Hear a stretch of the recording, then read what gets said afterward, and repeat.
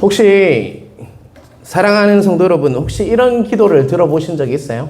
오늘 설교 제목이기도 한데요. 하나님 아버지, 마당만 밟게 하지 마시고 지성소 깊은 곳까지 하나님 얼굴 보게 해주십시오라는 기도를 들어보신 적 있습니까? 저는 많이 들어봤거든요. 장로님들이 기도하실 때 마당만 밟지 않게 해주세요라는 기도를 참 많이 들었습니다. 여기서 마당은요, 어디를 말하는 거예요? 우리 주차장 저기를 말하는 걸까요? 자, 오늘 성막으로 들어가기 전에 마당이 어디냐면 성막들입니다. 성막들이 바로 마당이에요. 그곳에 오늘 두 가지 그 기물이 있어요. 그게 뭡니까? 오늘 읽다 보시면 번제단과 물두멍이 나옵니다. 그 두 개를 거쳐야지만 지성소로 갈 수 있고요. 성소로 들어갈 수 있고 또 홀리 오브 홀리, 지성소로 들어갈 수가 있는 거예요. 그래서 마당만 밟고 갔다는 것은요, 그 번제단과 물두멍을 거치지 않고 갔을 때는 그 성소로 들어가지를 못해요. 성소에는 여러 가지 또 기물이 있고 제일 끝에 뭐가 있습니까? 지성소 안에는 또 뭐가 있죠? 언약궤가 있잖아요. 언약궤 위에 하나님의 임재를 이렇게 만날 수가 있어요. 하나님을 만나는 그런 경험을 할 수 있는 것이 바로 지성소예요. 그래서 마당만 밟고 갔다는 말은 그 기물을 거치지 못하고 이렇게 했던 것이었어요. 오늘 번제단과 물두멍에 대해서 우리가 좀 자세히 보기를 원합니다. 자, 그렇다면 성막들에는 어떤 것이 놓여 있었는지 여러분 이미 알고 계십니다. 뭐가 있었다고요? 성막들에 두 가지 기물이 있었습니다. 혹시 좀 PPT 한번 띄워주시겠어요? 벌써 띄워놨네요. 누가 넘기라고 하대? 자, 보시면 번제단과 그 다음 거에 뭐예요? 물두멍이 있고 해막인데 성소가 있고 지성소가 있습니다. 그걸 거쳐야지 지성소에 가서 언약궤 위에 하나님이 임재하죠. 그죠? 그것을 볼 수가 있다. 하나님을 만날 수가 있다는 거예요. 제사장이 그 일을 했지만 우리는 또 왕 같은 뭡니까? 제사장들이라는 거죠. 그렇죠. 우리가 마당만 밟고 갈 수도 있다는 거예요. 예배를 드리러 오지만 하나님을 만나지 못하고 갈 수도 있다는 거예요. 교회 안에는 불신자들이 있습니다. 여러분, 교회에 다니지만 다 예수님을 믿는 거 아니에요. 큰 교회 가면 불신자들이 있다고요. 자기 마음대로 신앙생활을 하는 사람들이 있다는 거예요. 그래서 우리가 정말 예배를 드린다면 마당만 밟고 가는 예배가 아니라 하나님의 임재를 느끼고 만나는 예배를 드려야지 하나님과의 깊은 교제가 이루어질 수 있다는 거예요. 오늘 오전 설교와 맥락이 같습니다, 여러분. 그냥 신앙생활을 한다고 해서 다 신앙생활을 하는 게 아니에요. 하나님을 만나야 합니다. 하나님 인격적으로 매일매일 만날 때 우리가 변화되고 성숙해질 수 있습니다. 여러분, 한 가지만 물어보겠습니다. 이렇게 계속 하시다가 천국 가시길 원하십니까? 아니면 하나님을 더 깊이 알아서 더 성숙된 신앙인으로 살다가 하나님 부르실 때 제가 여기가 있습니다, 떳떳하게 가시길 원하십니까? 전자입니까? 후자입니까, 여러분? 전자입니까? 전자입니까? 부자죠, 여러분. 더 성숙하길 원하는 거잖아요, 우리는요. 예수님 닮은 모습으로 살길 원하는 거잖아요. 그렇다면 우리의 기도도 바뀌어야 하고요, 우리의 예배도 바뀌어야 된다는 거예요. 그렇지 않으면 하나님의 임재를 매일매일 경험하지 못해요. 그냥 일반인과 아무 다를 바가 없게 산다고요, 세상에 나가서. 그러면 아무 힘도 없습니다, 여러분. 그래서 더욱더 하나님을 깊이 만나시는 은혜가 각자에 있으시길 주님의 이름으로 축원합니다. 자, 성막돌에는 번제단과 물두멍이 있습니다. 자, 한 칸 넘겨주시겠어요? PPT. 자, 여기 그건 넘겨주시고 한 번 더 넘겨주시겠어요? 자, 안에 보면 잘 나와 있죠? 이렇게 나와 있는데요. 번제단과 물두멍이 성막돌에 있다면 안에는 뭐가 있습니까? 떡상과 법궤, 그거 말고 등대 해주세요. 등대, 분향단, 이 세 가지가 있어요. 그리고 지성소에는 언약궤가 있어요. 이 구조는 머리에 한번 두시길 바랍니다. 우리가 말씀을 배운다고 하면서 이것도 모르고 지낼 수는 없는 거예요. 자, 다시 한번 자, 지워주세요, 저거. 성막돌에는 뭐가 있다고요? 좀 모르신다. 번제단과 물두멍. 성소에 들어가면 뭐가 있다고요? 떡상. 물두멍은 밖에 있고요. 떡상과 등잔대. 그 다음에 분향단. 떡상은 뭘 얹는 겁니까? 떡을 얹기로 맞죠? 떡은 뭘 의미합니까, 여러분? 만나, 말씀이잖아요. 자, 그러면 등잔대는 뭡니까, 여러분? 한번 묵상해 보시고, 등잔대는 과연 뭘까요? 등잔대를 켜야지 그 안이 어떻게 밝아지겠죠? 하나님은 주님은 우리 빛으로 오셨죠? 또 한편 우리 성령님께서 하시는 일이 뭡니까? 조명한다고 하죠.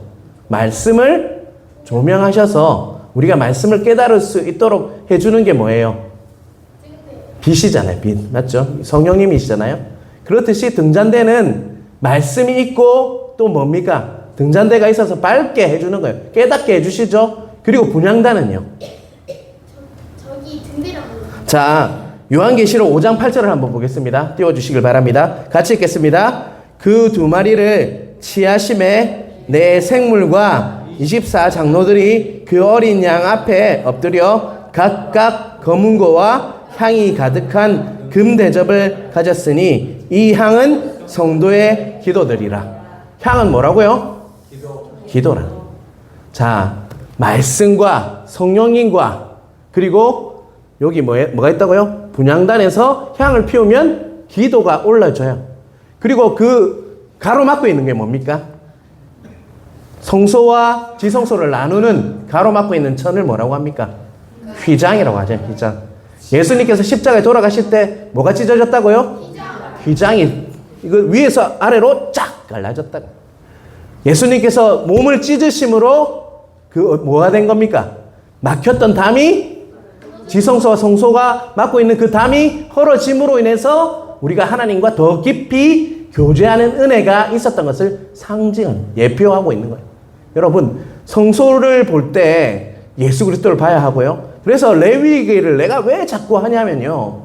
다 예수 그리스도의 십자가와 다 연관이 있어요. 레위기가. 그냥 우리 보라고 하는 말씀이 아니에요. 그런데도 참 이스라엘 사람들이 예수를 안 믿고 있는 거 보면 참 한심스럽습니다. 솔직히. 물론 예수와 믿는 사람도 있지만 이스라엘은 아직도 구약시대에 빠져 있잖아요. 그죠? 그래서 여러분들 꼭 보시면서 이거를 예표한다는 것을 꼭 깨달으시길 바랍니다. 자, 지금부터 성막에 놓여있는 번제단과 물두멍을 자세히 보기를 원합니다. 1번 같이 읽겠습니다. 번제단의 재료 사이즈는 어떠하며 그것을 무엇으로 코팅하라고 말씀합니까? 번제단의 재료는 뭡니까, 여러분? 오늘 1절을 보면요, 뭐라고 되어 있죠?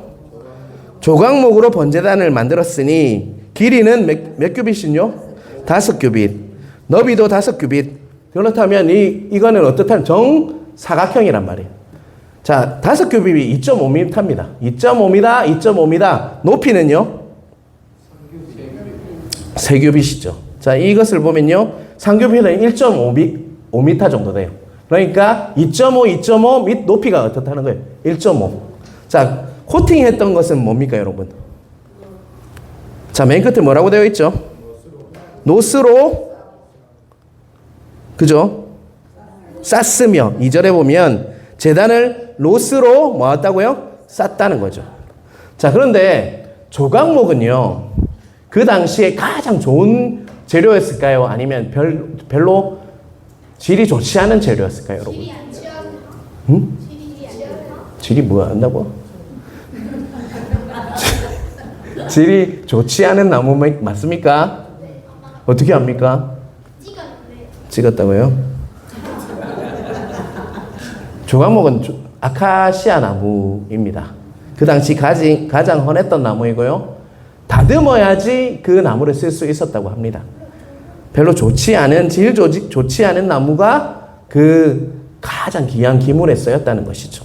자, 여러분, 이 말씀을 생각하면 저는 또 묵상하는 부분이 있었어요. 하나님께서 질이 좋지 않은 재료로 나무를 이렇게 쓰셔서 지성소로 들어가는 관문, 통과해야 되는 기물을 만들었다는 거죠. 여러분은 어떻습니까, 여러분? 질이 참 좋은 나무입니까? 지리배. 여러분은, 저는 그런 것 같아요. 저는 진짜 그래요. 진짜 할 줄 아는 거 없고, 진짜 아무것도 할 줄 모르는 우리 아내가 맨날 그 말 해요, 진짜. 그런데 하나님께서 말씀을 전하도록 이렇게 세우셨다는 게 마치 내가 조강목 같구나, 라는 마음이 들었습니다. 여러분들 보시면 얼마나 허당인지 할 줄 아는 게 진짜 없어요. 그런데도 불구하고 하나님께서 이렇게 다듬으셔서 쓰시니까 하나님의 기물이 될 수 있다는 거예요, 여러분. 여러분도 마찬가지입니다. 여러분, 연약한 부분이 너무 많다는 거 자신은 알고 있죠. 다른 사람은 몰라도. 포장하고 있어서 잘 모르지만.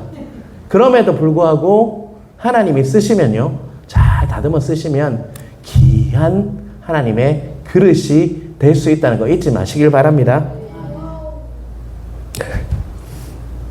그리고요, 노스로 코팅했다는 것은요, 변하지 않도록 그것을 감쌌다는 거예요. 하나님은 그처럼 변하지 않도록 우리를 또 감싸고 있다는 거 잊지 마시길 바랍니다. 근데 이 38장을 우리가 보고 있는데요, 이것은 27절에도 똑같이 나와요. 똑같이 27절에 나왔던 이야기를 38절은 만드는 거예요. 매뉴얼은 어디에 있다는 거예요? 27절에 이미 나와 있어요. 이렇게 만들어라 하나님께서 명령하셨고, 38절은 그대로 하나님 말씀에 하나의 오차도 없이 그대로 만들었고, 그것이 어디에 쓰였다는 거예요? 성막들에 놓여져서 하나님이 쓰시는 기물이 되었다는 것이죠. 이 말씀도 묵상하시길 바랍니다, 여러분. 27절에 만드신 그 매뉴얼대로 했을 때 하나님이 쓰시는 그릇이 됐다는 거예요. 여러분이 말씀을 지키고 사는 것은요, 말씀 따라 사는 것은요, 아무것도 아닌 게 아니에요. 정말 중요하다. 하나님 쓰시고 안 쓰시고 결정하는 포인트는요, 말씀대로 사는 거예요. 특별히 어린이들 잘 들으세요. 다른 게 아니에요. 말씀대로 사는 게 하나님이 쓰시는 그릇의 포인트예요, 포인트. 꼭 기억하시길 바랍니다, 민성이, 연성이. 하나님이 말씀하신 대로 살면 됩니다. 그러면 하나님 쓰신다는 거예요. 정말 학식이 뛰어나고 능력이 뛰어나서 하나님 쓰시는 게 아니에요. 비록 조각목 같을지라도 하나님의 말씀대로 살아갈 때, 하나님 말씀대로 살라고 노력하고 정말 무단히 노력할 때, 예배 드리는 자로 설 때 하나님께서는 귀한 그릇으로 사용하신다는 것 꼭 기억하시길 바랍니다. 자, 2번을 보겠습니다. 번제단의 목적과 영적 의미는 무엇입니까? 1절, 2절 보면요, 이렇게 영적 의미가 나와 있는데, 번제라는 말이 히브리어로 뭐라고 하냐면 올라입니다. 올라. 여러분들 기억하시길, 번제단이 올라예요, 올라. 자, 여러분, 번제단을 태우면 연기가 어디로 올라갈까요? 위로 올라가죠. 그렇게 기억하시길 바랍니다. 히브리어로 올라라는 뜻이에요. 그 뜻은 똑같이 올라가다라는 뜻이에요. 참 희한하죠? 번제단 히브리어는 올라고, 그 뜻이 뭐라고요? 올라가다라는 것이에요. 번제의 중요한 포인트는 태우는 것이 아니라 결국 뭐라는 거예요? 올라가는 거예요. 연기가 하늘로 올라가는 거예요. 번제를 하면요, 태우는 게 목적이 아니에요. 하나님께 상달되는 게 목적이라는 거예요. 우리의 예배도 마찬가지입니다. 우리가 드리는 게 예배가 아니라, 그냥 참석한다고 그 예배가 아니라, 우리의 예배가 하나님께 어떻게 돼야 돼요? 상달돼야 돼요. 하나님이 받으시는 예배가 되어야 한다는 겁니다. 내 삶이 태움을 통해서 하나님께 올려지는 것, 내가 어떻게 사는 삶도 내가 어떻게 사는 게 더 중요한 게 뭐냐면, 내 삶이 하나님께 어떻게 돼야 돼요? 올라가야 돼요, 올라가야 돼요. 그게 진짜 예배하는 삶이라는 것입니다. 예배는 언제나 올라가는 그 자체라는 거예요. 그리고 또 정말 재밌는 게요, 번제단에 4가지가 뭐가 달려있다고 했어요. 그게 뭡니까? 천사가 어딨냐, 번제단에. 번제단에 뭐가 달려있다라고 이야기했어요. 4가지가 뿔이 있다고 해요. 번제단의 뿔. 자, 번제단의 뿔은요, 히브리어로 케렌이에요, 케렌. 그 말은 영광이라는 뜻입니다. 영광. 광채. 자, 예배 현장에 있는 자, 곧 예배를 드리는 자 삶은요, 먼저는 올라가는 삶이고요, 결국은 뭐가 올라가는 거예요? 하나님께 영광을 올려드리고, 광채, 내 삶으로 영광 돌리는 삶이 번제라는 것입니다. 예배라는 것입니다. 이 번제단에 재밌는 이야기가 있잖아요. 여러분, 아도니아가 다윗의 누굽니까? 아들입니다. 아들인데요. 자기가 왕이 될 줄 알고 이렇게 자기가 설레발을 쳤어요. 아, 내가 이제 왕 된다. 서열상 내가 왕이 되겠구나. 하다가 어떻게 됐어요? 거의 쿠데타를 일으키듯이 될 것 같아가지고 어디를 잡았습니까? 그 번제단에 뿔을 잡고 있었어요. 왜 그랬을까요, 여러분? 어떤 사람이 범죄해서 죽을 수밖에 없는 상황에 처했을 때 이 제단뿔을 잡으면 사형이 이렇게 유예되는 그런 것이 있었기 때문에 그가요, 번제단에 뿔을 잡았어요. 결국 그 뿔을 잡으면 뭐 한다는 거예요? 자신이 그 죄가 유예된다라는 뜻이에요. 근데 뿔은 뭐를 뿌립니까? 거기에 피를 막 뿌리죠. 결국 뿔이라는 것은요, 속죄와 연관이 있다는 거예요. 자, 여러분, 히브리서 9장 22절을 보겠습니다. 같이 읽겠습니다. 율법을 따라 그의 모든 물건이 피로서 정결하게 되나니 피 흘림이 없은즉 사함이 없느니라. 결국요, 우리의 예배가 올라가고 영광을 돌려드리긴 삶을 살기 위해서는요, 우리가 예수님의 피를 의지해야지만 옳은 예배가 될 수 있고 또 옳은 하나님이 받으시고 하나님께서 영광 받으시는 예배를 드릴 수 있다는 것입니다. 사람이 사람을 용서할 수 있습니까? 아니죠. 하나님께서 용서해 주셔야 돼요. 그 용서의 증거가 뭡니까? 예수 그리스도의 피잖아요. 피. 죄를 그냥 넘길 수는 없어요. 하지만 예수 그리스도의 보혈에 의지할 때 우리는 그 죄를 뛰어넘을 수 있다. 그게 유월절이라고 하잖아요. 패스오버라고 하잖아요. 그게 뛰어넘다는 거예요. 그렇듯이 예수 그리스도의 십자가가 있어야지만 우리는 유월할 수 있다는 거예요. 뛰어넘을 수 있다. 그 죄를 뛰어넘을 수 있다는 거예요. 여러분, 그 일을 하신 분이 누구십니까? 예수 그리스도. 여러분, 그래서 영적인 의미 가장 귀한 것은요, 번제단은요, 무엇을 상징하는 것 같습니까? 피 흘림이니까 예수 그리스도께서 번제단과 같은 그 곳이 어디십니까? 십자가죠. 십자가. 늘 예수 그리스도께서 우리 죄를 담당하셨던 그 십자가를 연상하시고 예수 그리스도의 피 흘림을 묵상하시길 바랍니다. 번제단을 볼 때마다 우리의 죄를 유월해야지만 우리가 어디로 들어갈 수 있다는 거예요, 여러분? 성소, 지성소까지 들어갈 수 있다는, 제 문제가 해결되지 않으면 우리는 옳은 예배를 드릴 수가 없다는 거예요. 하나님이 받으시고 올라가서 하나님이 받으시고 또 하나님께서 영광 받으시는 케렌, 그런 영광을 받으시는 그런 예배를 드릴 수가 없다는 것입니다. 그것을 꼭 기억하시기 바랍니다. 번제단을 볼 때마다 무엇을 보라고요? 십자가를 보시길 바랍니다. 자, 번제단 앞에서는 우리가 무엇을 합니까? 자, 짐승을 잡는 자는 누구라고 했어요, 여러분? 제사장이 짐승을 잡죠. 맞죠? 아니죠. 누가 잡습니까? 자신이. 죄를 지은 자신이 그 앞에서 해서 태우려고 하면 했죠. 그죠? 그러면 자신이 그 몸에 뭐가 묻어 있었을까요? 피가 묻어 있었겠죠. 제사장도 또 피를 뿌리잖아요. 또 맞죠? 제단불에 뿌리고 뿌리잖아요. 그러면 또 제사장도 피가 막 묻어 있었겠죠.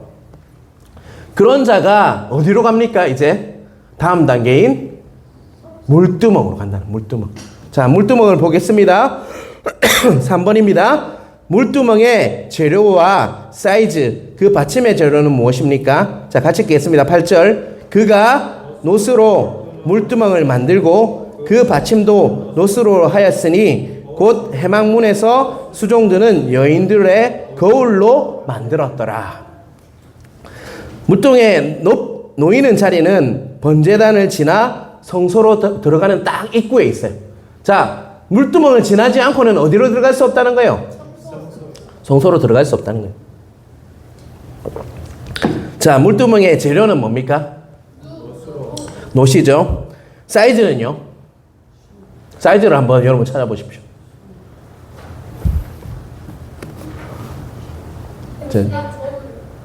뭐? 사이즈는 어디 찾아도 없습니다. 아무리 찾아보셔도 없으니까 찾지 마십시오. 사이즈는 나와 있지 않아요. 근데 솔로몬 시대의 물두멍은요, 소가 12마리 밑에 이렇게 놓일 정도로 엄청 큰 물두멍이었어요. 그래서 놋바다라고 했습니다. 엄청 물을 많이 담았고 놋을 엄청 큰 사이즈로 했다는 거예요. 그 이유를 나중에 설명해 줄게요.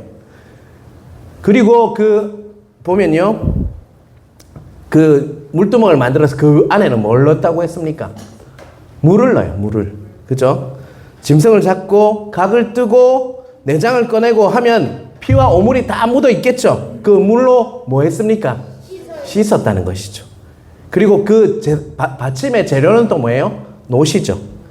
자, 제사장이 성소에 들어가는 일에 있어서 번제단을 반드시 통과하고 물두멍을 통과해야지 지성소까지 들어갈 수 있습니다. 자, 물두멍을 꼭 통과해야지만 우리가 이렇게 통과할 수 있다는 거죠. 지성소로. 자, 4번입니다. 같이 읽겠습니다. 특별히 재미있는 것은 물두멍을 만들 때 이것을 가지고 만들라고 지정한 것이 있는데 왜 그것을 사용하고 했을까요? 자, 8절 뒷부분에 보면 뭐라고 이야기하고 있죠? 곧 해막문에서 수종드는 여인들의 거울로 만들었더라 라고 말씀하고 있어요. 자, 물두멍의 재료가 뭐라고요? 여인들의 거울. 그 당시 때 거울은요, 아주 귀한 보물과 같은 거예요. 그런데 그 거울로 만들었다고 하는 거예요.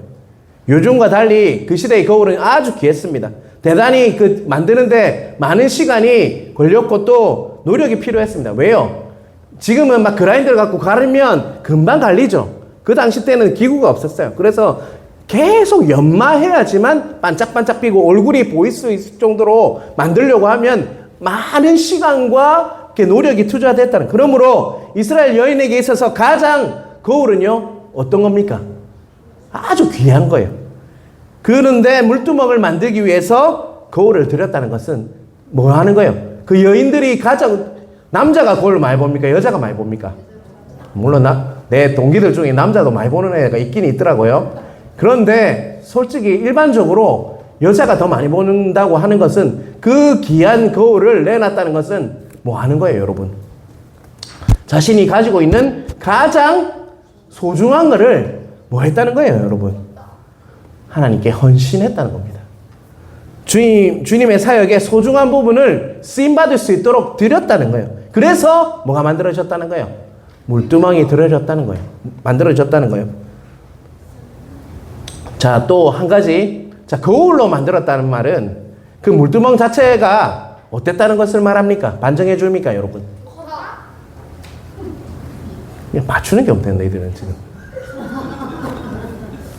거울이면 뭐 어떤 성질이 있어요? 그렇지. 반들반들해서 비추어주는 거잖아. 바로 그 반들반들한 녹거울에 맑고 깨끗한 물을 넣었다고 했어요. 그러면 딱 이렇게 물두멍을 보면 누구의 모습이 보였을까요? 자기 자신. 자기 자신이 보였어요. 그런데 그 전에 어떤 과정이 있었습니까? 피를 다 묻히고 자신은 어떻다는 거였어요? 오염된 모든 옷이 피로 범벅이 되어 있고 오물로 범벅이 되어 있고 그 모습을 보게 된다는 거죠. 그리고 자, 물두멍이 저기 있어요. 그러면 내가 있지만 그 위에 있는 뭐가 보일까요? 뭐가 비칠까요? 하늘. 하늘이 비치잖아요. 여러분, 그렇다는 것은요, 내 자신을 하나님 앞에서 내가 얼마나 추한지, 내가 얼마나 죄인인지 물두멍을 통해서 어떻게 할 수 있습니까? 하늘을 보면서 자신을 확인할 수 있는 것이 바로 물두멍이라는 것입니다. 그렇죠? 그래서 거울에 비춰진 나의 더러워진 모습을 보면서 나 자신이 어떤 자인지를 알게 되는 것이 바로 물두멍의 역할이라는 것입니다. 자, 5번 한번 볼까요? 자, 물두멍의 목적과 영적 의미는 무엇인 것 같습니까? 자, 물두멍이 가장 보여주는 것은 뭐예요? 물두멍을 통해서 나 자신이 어떤 자인지를 깨닫지 않을까요? 내가 죄인이구나. 정말 하나님 앞에 나갈 수 없는 존재구나. 그런데 번제단을 통해서 물두멍에 씻고 나면 우리가 어떻게 된다는 거예요? 피로 씻고 물로 씻고 해서 어떻게 나갈 수 있다는 거예요? 성소로 드디어 갈 수 있구나. 하나님의 은혜 없이는 우리가 하나님의 피의 역사가 없이는 하나님께 거룩해 하는 그 역사가 없이는 하나님께 나갈 수 없는 존재구나. 뭘 깨달을까요, 여러분? 은혜. 은혜 없이는 죽을 수밖에 없는 존재구나. 죽었던 자구나. 라는 것을 깨달을 수 있다는 것이죠. 물두멍을 통과하지 않고는 결코 하나님 앞에 설 수가 없었어요. 하나님의 말씀, 그 떡상이 있고, 그 뭡니까? 촛대가 있고, 그 다음에 등잔대가 있고, 그 다음에 분향대가 있잖아요. 분향단이 있잖아요. 그 세 곳으로 나아갈 수가 없다는 것입니다, 여러분. 거룩하게 씻음을 받지 않고는 하나님께 나아갈 수 없는데, 예수 그리스도께서 그 친히 피를 흘리심으로 물과 피가 나왔다고 했죠. 창으로 찔렀을 때 그 두 가지를 통해서 우리의 그 은혜로 우리는 예배자로 설 수 있게 되었다는 거 잊지 마시길 바랍니다. 자, 야고보서 4장 8절 우리 함께 읽겠습니다. 하나님을 자, 띄워주세요. 하나님을 가까이 하라. 그리하면 너희를 가까이 하시리라. 죄인들아, 손을 깨끗이 하라. 두 마음을 품은 자들아, 마음을 성결하게 하라. 여러분, 야고보서 말씀은 깨끗이 하라고 해요. 근데 여러분께 묻겠습니다. 스스로 우리 마음을 깨끗하게 할 수 있습니까? 없습니다. 있는 분 한번 손 한번 들어보세요. 제가 안수 한번 받을게요, 여러분. 우리 스스로는 절대로 우리 마음을, 우리 몸을, 영혼을 깨끗이 할 수 없어요. 예수님의 피와 성령님의 그 역사하심으로 통해서 우리는 깨끗해질 수 있는 은혜 받은 존재가 나라는 거 인정하십니까, 여러분? 우리가 예배 드린다는 것은, 하나님 만난다는 것은요, 지성소 깊은 곳까지 나아가는 거예요. 이렇게 예배 드릴 수 있는 게 얼마나 은혜인지를 깨달으시길 바랍니다. 레위기 시대 때 여러분 살았으면 나가지 못합니다, 여러분. 저렇게 힘든 과정을 거쳐야지 나아갈 수 있는데, 예수님의 공로로, 피의 공로로 우리는 막힌 담이 헐어지고 예수님을 예배할 수 있는 마음만 먹으면, 내 마음만 더하면, 온 힘과 능력과 모든 것만 더하면 하나님께 충분히 나갈 수 있는 예배자로 세워주셨다는 거예요. 왕 같은 제사장으로 우리를 불러주셨다는 게 큰 은혜임을 잊지 마시길 바랍니다. 무언가 내 손에 들려줘야지만 은혜가 아니에요, 여러분. 그냥 근원적인 하나님의 그 은혜를 기억하시길 바랍니다. 우리는 그러한 자로 불러주셨다는 거, 은혜 받은 자로 불러주셨다는 거, 이 물두멍과 번제단을 통해서 깨달으시길 바랍니다. 자, 고린도전서 10장 1절 2절 보겠습니다. 같이 읽겠습니다. 형제들아, 나는 너희가 알지 못하기를 원하지 아니하노니 우리 조상들이 다 구름 아래에 있고 바다 가운데로 지나며 모세에게 속하여 다 구름과 바다에서 세례를 받고. 저 물두멍의 그 영적 의미인데요, 이 1절 2절은 뭘 의미하는 겁니까? 어떤 사건을 이야기하고 있어요, 여러분? 자, 애굽에서 출애굽해서 우리 이스라엘 백성들이 어디로 갑니까? 홍해를 건넜을 때 어디로 갔습니까? 가나안 땅으로 들어갈 수 있었다는 거죠. 구약시대에 물에 연관된 두 번의 사건이 있어요. 첫 번째는요, 누굽니까? 노아. 두 번째는요, 홍해 사건. 그것은요, 노아 사건과 홍해 사건의 공통점이 뭐예요, 여러분? 물이 없었다면, 물이 뭘 갈라놓고 있습니까? 생명과 죽음을 갈라놓고 있는 게 뭐예요? 물이에요. 자, 우리가 세례를 받는다는 것은요, 이와 똑같아요. 삶과 죽음의 갈림길에서 물을 통해서 우리가 이제 물에 담기고 나서는, 홍해에 담기고 나서는, 그리고 노아의 홍수에 담기고 나서는 우리는 뭐 어떤 삶이라고요? 이미 죽었고 이제는 예수 그리스도로 인해서 산 삶을 사는 것이 세례의 의미입니다. 이제는 예수 그리스도 때문에 죽었고, 나는 이미 이전에 나는 죽었고 이제는 예수 그리스도로 인해서 새로운 피조물이 된 것이 바로 세례의 의미라고요. 물두멍은 그 역할을 하는 거예요.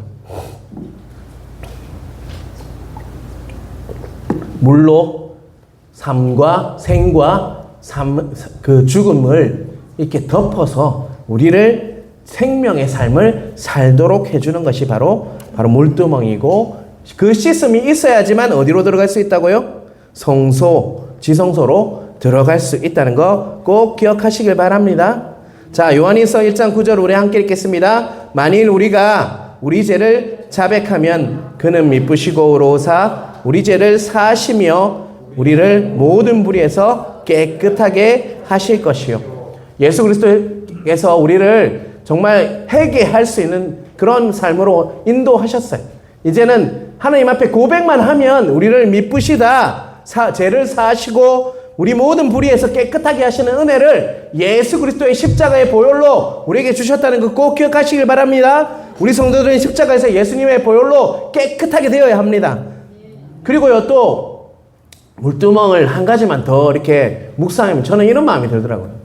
여러분, 우리가 물두멍에 자신이 얼마나 죄인인지를 알 수 있는 것 같이 뭘 할 때 내가 죄인인 걸 가장 많이 깨달아요, 여러분? 첫 번째는 기도도 있겠지만 말씀을 읽으면 여러분 그 말씀이 내 죄를 보게 하지 않습니까? 마치 거울과 같아서 말씀을 통해서 내가 얼마나 죄인인지를 알게 하지 않습니까? 솔직한 모습을 비춰주는 게 뭡니까, 여러분? 말씀이란 말씀. 말씀이 물두멍의 역할을 또 한다는 마음이 들었습니다. 우리를 깨끗하게 하는 것은 결국 성령 하나님과 예수님의 보혈과 말씀이라는 것이에요. 그것을 가지고 나아갈 때 예배의 초소에 깊이 들어갈 수 있다는 것입니다. 자, 6번 같이 읽겠습니다. 번제단과 물두멍을 통과해야만 성소를 그리고 지성소로 들어갈 수 있었습니다. 그렇지 않으면 그냥 성막으로 갔지만 마당만 밟고 돌아가야 했습니다. 이 두 과정을 통해 하나님을 만나기 위해서 우리에게 요구되는 것은 무엇인 것 같습니까? 이것은요, 여러분, 만나셔서 여러분 나누실 때 이 부분을 오늘 들었던 이야기들이 있잖아요. 저번 5번까지 했던데 6번을 여러분 한번 나눠주시길 바랍니다. 자, 여러분 오늘 물두멍과 번제단을 짧게 봤어요. 물두멍과 번제단을 통과해야지만 지성소로 들어갈 수 있어요. 여러 가지 제가 포인트를 여러 가지 짚어드렸어요. 과연 여러분 이 과정을 통해서 우리가 마당만 밟지 않고 가는 예배란 무엇인지 오늘 이 말씀을 통해서 좀 나눠주시길 바랍니다. 오늘 여러 가지들을 이렇게 짚어드렸는데요. 과연 내가 예배에 나왔는데 마당만 밟고 가는 예배가 아닐까? 한번 자신을 돌아보시고요. 오늘 말씀을 보면서 마당만 밟고 가지 않으려면 어떤 예배를 드려야 하는지, 자, 오늘 요한일서 4장 23절, 24절을 힌트로 드리겠습니다. 같이 읽겠습니다. 자, 같이 읽겠습니다. 아버지께 참되게 예배하는 자들은, 다시 읽겠습니다. 아버지께 참되게 예배하는 자들은 영과 진리로 예배할 때가 오나니 곧 이때라. 아버지께서는 자기에게 이렇게 예배하는 자를 찾으시니라. 24절, 하나님은 영이시니 예배하는 자가 영과 진리로 예배할지니라. 아멘.